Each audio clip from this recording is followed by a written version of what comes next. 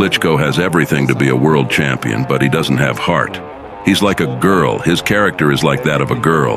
Regardless of where and when the fight happens, I will get the title. I'm ready to dethrone Wladimir Klitschko from the champion's throne.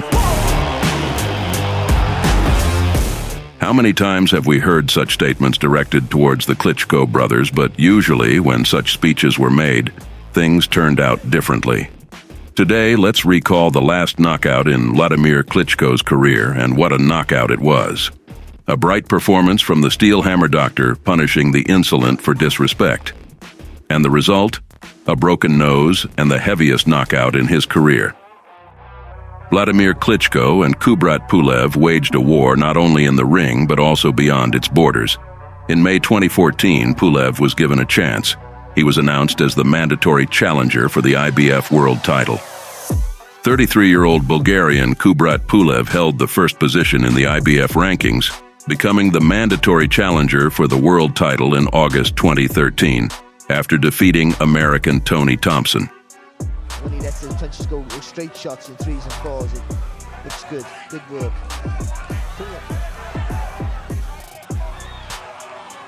But still, for me, being outworked, lovely.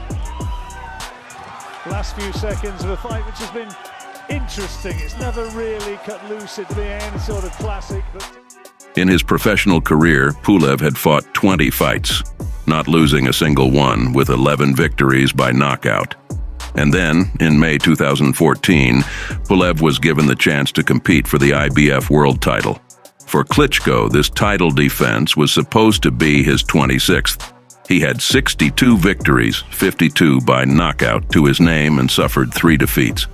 The last time the 38-year-old boxer stepped into the ring was in April 2014, winning by technical knockout against Australian Alex Lippai and defending his titles. Let's go. All 3 by knockout.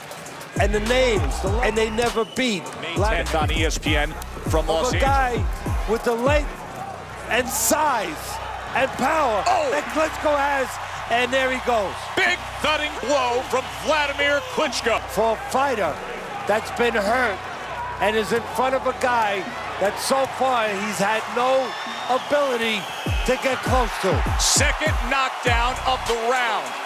Lippai absolutely pummeled. Initially scheduled for September 6, 2014 in Hamburg, the fight was canceled by Klitschko at the end of August due to an injury. This situation affected the pre-match events in a special way. Not only did Pulev's team suspect the Ukrainian of playing unfairly, but they also intentionally aggravated the backstage conflict by refusing to participate in the pre-match press conference. It's absolute nonsense. It's a false injury. He knows that fighting me isn't in his interest. He knows it's a big risk with a high probability of defeat. I'm a big threat, and I'll continue to pursue my goal. Afterwards, numerous Klitschko haters online waged a whole propaganda war against the Ukrainians' alleged deceitful plan aimed at demoralizing a truly serious opponent. Detractors openly accused Wladimir of faking, prompting him to respond via the media. I have to tell my critics one thing. Please stop these foolish accusations. I am genuinely injured, and the injury is very serious. Muscle fibers are torn. Believe me, I don't run away from anyone. I've fought many serious opponents, including unquestionably Kubrat Pulev. But I can assure you that the fight with Pulev will happen, Klitschko asserted. And he kept his word, setting a new fight date for November 15th in the same Hamburg arena. The fight's postponement seemingly hurt the pride of the Bulgarian fighter, turning him overnight from a gentleman of the ring into a bizarre barker. His words lost traces of respect, and each new statement in the press carried negativity aimed at belittling his future opponent. Klitschko doesn't earn my respect because he behaves improperly. He doesn't show fear, but in the fight, a real test awaits him. I'm going to be dangerous in the ring, putting pressure right from the beginning. Klitschko has everything to be a world champion, but he doesn't have heart. He's like a girl. His character is like that of a girl. Regardless of where and when the fight happens, I will get the title. I'm ready to dethrone Wladimir Klitschko from the champion's throne. During the preparation for the bout, Pulev repeatedly criticized Wladimir Klitschko for refusing to undergo a doping test before the fight. By the rules, It's the challenger who undergoes the test, not the champion.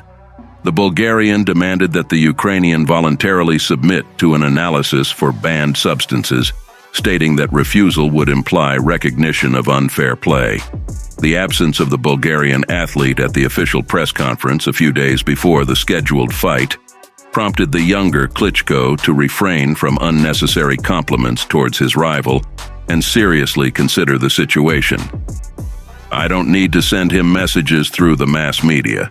It's always better to talk everything out in person. He appears to me as self-assured, overly confident fighter, and that's good.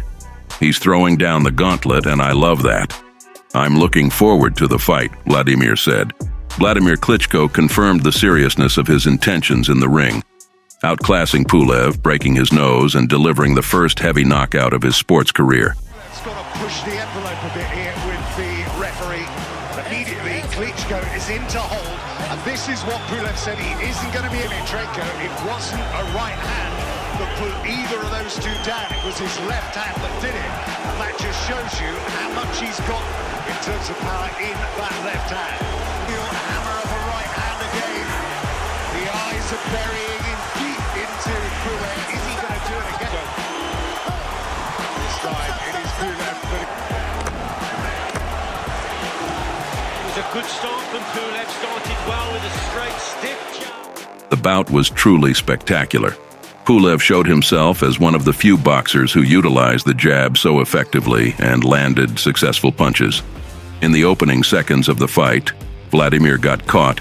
Pulev rocked Wladimir with a jab, but it wasn't Klitschko who fell into a knockdown in the starting round, but Pulev twice.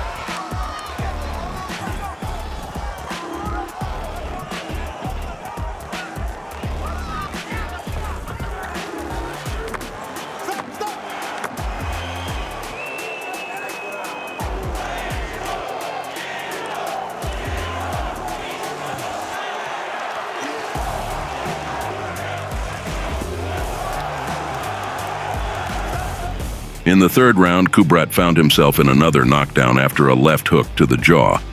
The champion stunned the contender with a right punch and then sent him to the canvas with a left hook.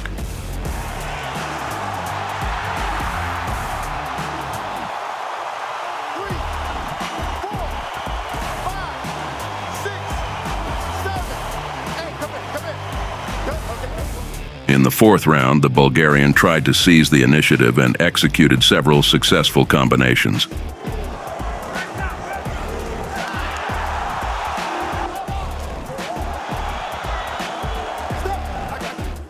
The finish came in the fifth round.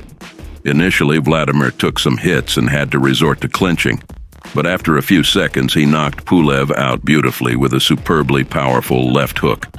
That trademark left hook knockout became one of the highlights in Wladimir's career and was recognized by many reputable publications and TV channels as one of the best knockouts of the year.